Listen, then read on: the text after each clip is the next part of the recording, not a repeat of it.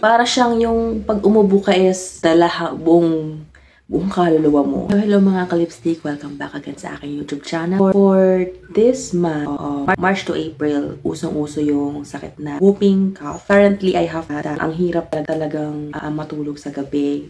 I mean, inuubo pa rin sa umaga pero mas madalas siya pag gabi. Naghahanap ako ng mga practical ways kung paano siya ma-cope and I will share that with you. Here we go. So, unang-unang ginawa ko is bumili kami ng mga prutas like lemon, calamansi. Init kami ng tubig sa takore. So, lumang style, takore.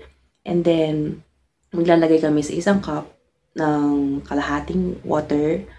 And then, make sure na yung water na yun is kumulo talaga. So, kasi kami, directly nakuha kami sa gripo talaga. So, safe naman siya, basta kumulo. Like, isang buong lemon, pour out doon sa water. And then, yun na yung mismo iinumin ko. Hindi ko na siya haluan ng honey or ng sugar. So, mas effective daw kasi pag ganon. And then, I also do calamansi with yung pure calamansi lang and then pure lemon. Pinaghahalo ko sila or may time na hindi naman pinaghahalo pero bukod, pero iniinom ko siya ng pure. So I also do calamansi na may hot water din, pero hot water lang siya talaga. Walang kasamang ibang sugar or anything na pwedeng maging mas maganda ang lasa doon. So, talagang maasim siya. And then, pinagtiyagaan ko talaga siyang inumin. However, after 1 week, I noticed na mas kumakati yung ganito, yung lalamunan. Lalong-lalo na sa lemon. So, makati talaga siya sa lalamunan. And then, nagtanong yung sister ko sa drugstore kung ano daw yung magandang gamot for that. Here you go. It's called butamirate citrate. I don't know if I pronounce it correctly, but this is butamirate citrate Cinecod Forte. So, meron siyang 50 mg and sustained release tablets, sabi daw. It consists of 8 tablets sa isang pack. 4 pieces na rin na per ganito. Bali, 8 nga siya. Actually, ang laman talaga niya is 7 lang. And meron lang siyang free note na isa. So, binili ko siya sa Mercury Drug and it cost me 155 each. So, binili ko siya 2 ganito and it cost me 310 pesos. So, ininom ko siya.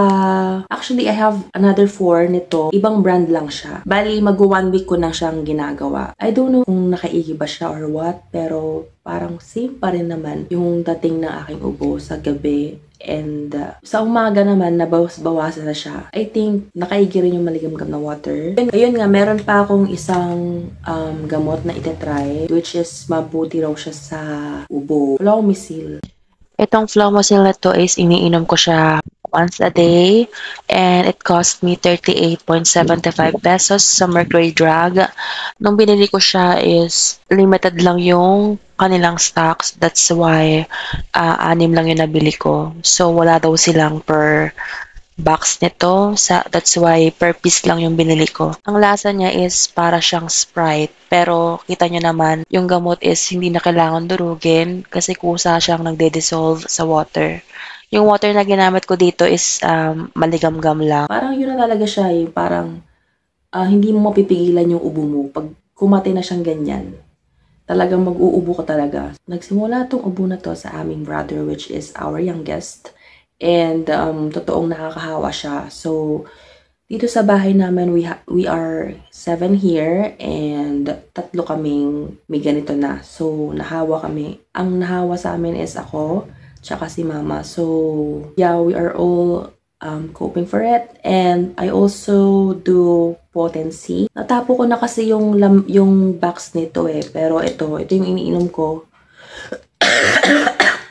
Potency,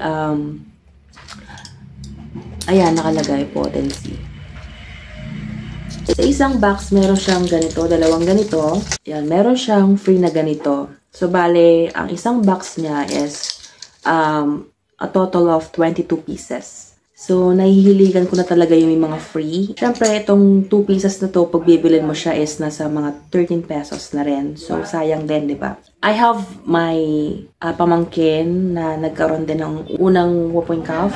She is currently mag 1 year old. Like, 9 months pa lang siya this month. And her mother is really worried about it because, syempre, baby pa lang siya. So, yung mga babies kasi hindi pa nila kaya yung mga antibiotic talaga na malalakas.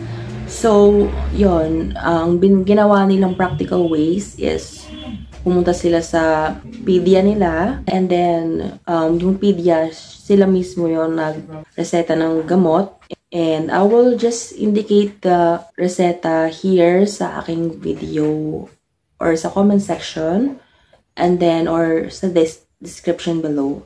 And then, what they do is, ayun nga, nag-nebulizer sila, and then merong sinasama na gamot doon sa nebulizer, and that I will indicate here in my video. Okay, so hopefully this works for you. I know whooping cough is really serious, and hindi siya yung normal na ubo. Ewan, basta hindi siya normal na ubo. At ang lakas talaga ng pagkakaubo, yung talagang may halak. Yung ubo ko is, alam mo yung parang may plema siya pero hindi mo malabas. Parang ganon. So, hopefully this works for you. Sana lahat tayo gumaling, and make sure na all of you is talagang nagpe-face mask na rin kayo. Okay mga ka-lipstick, see you on my next vlog, and bye-bye!